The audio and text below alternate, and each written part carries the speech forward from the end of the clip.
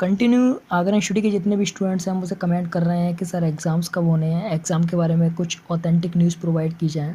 तो मैं आप लोगों को आज की इस वीडियो में आगरा यूनिवर्सिटी के लिए कुछ इंपॉर्टेंट न्यूज़ लेकर के आया हूँ, जिसके अकॉर्डिंग मैं आप लोगों को बताने वाला हूँ कि आप लोगों के एग्ज़ाम्स जो हैं वो कब से कंडक्ट होने की जो हमें न्यूज़ मिली है वो बताई जा रही है।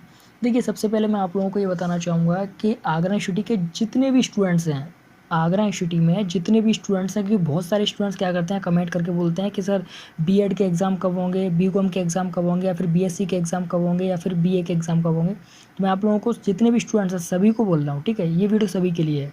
तो सबसे पहले हम बात करते हैं कि एग्ज़ाम का टाइम टेबल या फिर एग्ज़ाम की डेट जो है वो कब की है, एग्ज़ाम कब से होने स्टार्ट होंगे।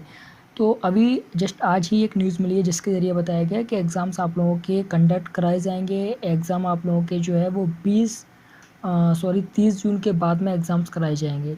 तो चलिए मैं आपको थोड़ी सी जानकारी देना चाहूँगा कि एग्ज़ाम्स का पैटर्न या फिर एग्ज़ाम की डेट क्या रहेगी।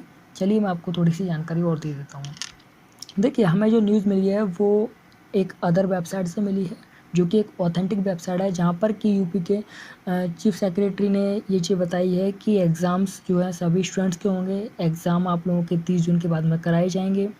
और आप लोगों को एक चीज़ बोलना चाहूँगा कि जितने भी स्टूडेंट्स अभी तक तैयारी नहीं कर रहे थे वो लोग तैयारी करें, अपने एग्ज़ाम की प्रिपरेशन करें, क्योंकि आप लोगों के जो एग्ज़ाम्स होंगे वो मॉडरेट से हाई लेवल के एग्ज़ाम्स रहेंगे, क्योंकि यहाँ पर आप लोगों को ऑब्जेक्टिव लेवल पर कराया जाएगा आपका पेपर, ठीक है। और आप लोगों का जो पैटर्न रहेगा काफ़ी डिफरेंट रहेगा।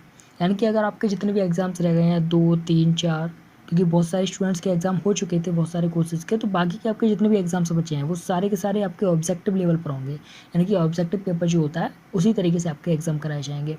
और आपको 2 घंटे का समय मिलेगा। साथ में यहाँ पर बताया गया है कि 30 जून के बाद में कभी भी एग्ज़ाम स्टार्ट कराने की डेट आ सकती है।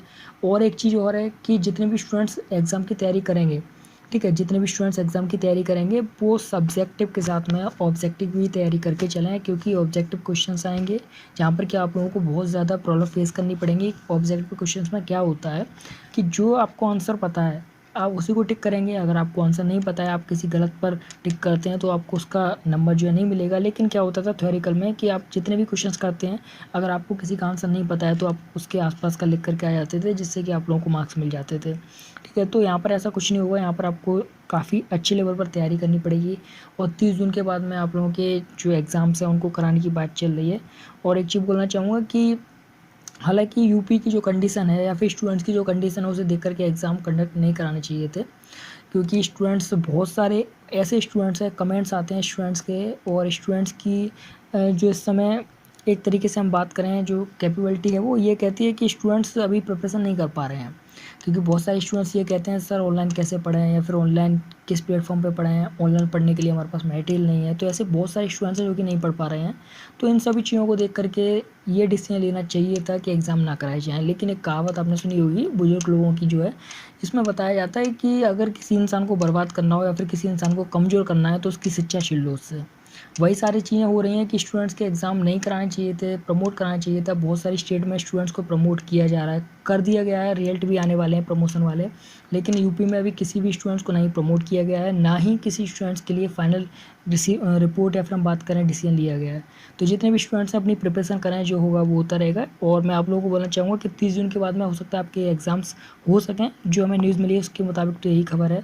बस आप लोग अपनी तैयारी को तैयार रखें, अच्छे से तैयारी करते रहें। आपको बहुत सारी वीडियोस इसी चैनल पर मिलती रहेंगी, जिसमें कि आप लोगों को मैं ऑब्जेक्टिव पेपर पर तैयारी करने के लिए बहुत सारी वीडियोस प्रोवाइड करता रहूँगा।